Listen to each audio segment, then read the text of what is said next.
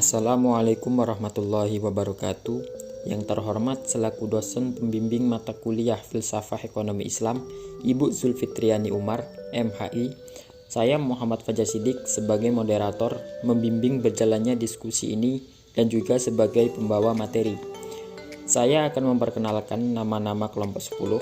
Yang pertama Febriani, NIM 2020602145. Yang kedua Nadila Rizky, NIM 2020602149.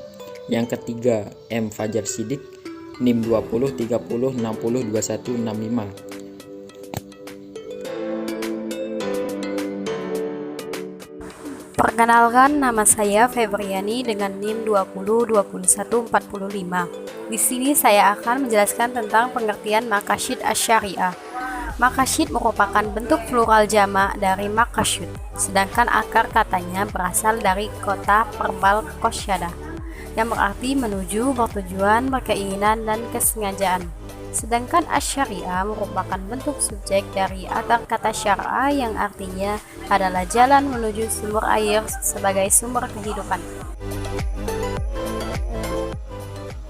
Maqasid syariah merupakan tujuan atau hikmah atau rahasia di balik penetapan sesuatu hukum syariah. Bahkan setelah ulama meneliti segala atau kebanyakan hukum syariah, mereka menemukan bahwa maqasid syariah yang utama adalah menjamin manfaat manusia dan melindungi mereka dari kejahatan.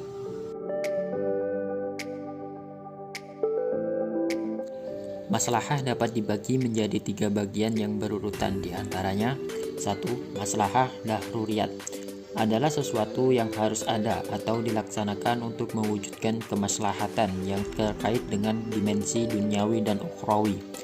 Apabila hal ini tidak ada, maka akan menimbulkan kerusakan bahkan hilangnya hidup dan kehidupan seperti makan, minum, sholat, puasa, dan ibadah-ibadah lainnya.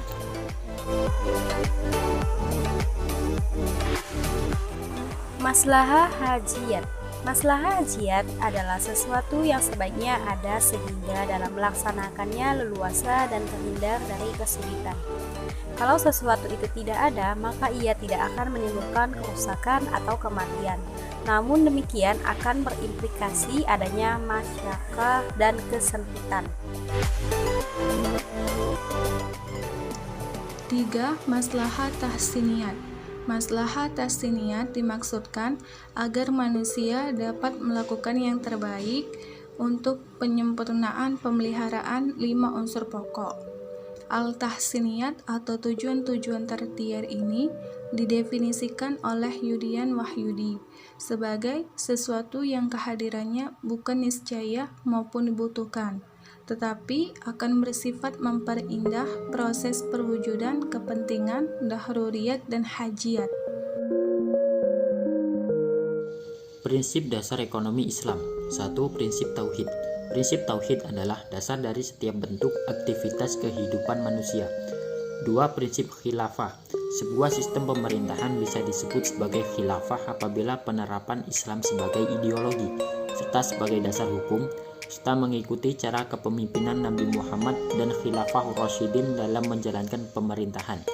Meskipun dengan penanaman atau struktur yang berbeda, namun tetap berpegang teguh pada prinsip yang sama, yaitu sebagai otoritas kepemimpinan umat Islam di seluruh dunia. 3. Prinsip keadilan. Prinsip keadilan adalah mengutamakan rasa adil dan kesejahteraan sosial di tengah masyarakat.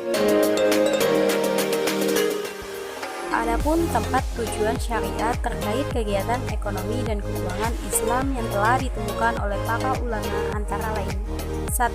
Distribusi atau putaran properti secara berkelanjutan. 2. Investasi kekayaan secara berkelanjutan. 3. Pencapaian kemakmuran masyarakat yang lengkap.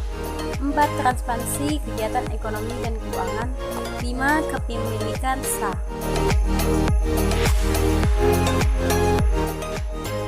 Mekanisme syariah dalam realisasi maqasid dalam ekonomi dan keuangan Islam. Kesejahteraan dalam pembangunan sosial ekonomi tidak dapat didefinisikan hanya berdasarkan konsep materialis dan hedonis, tetapi juga memasukkan tujuan, Tujuan-tujuan lainnya mencakup permasalahan persaudaraan manusia dan keadilan sosial ekonomi, kesucian kehidupan, kehormatan individu, kehormatan harta, kedamaian jiwa, dan kebahagiaan, serta harmonisan kehidupan keluarga dan masyarakat.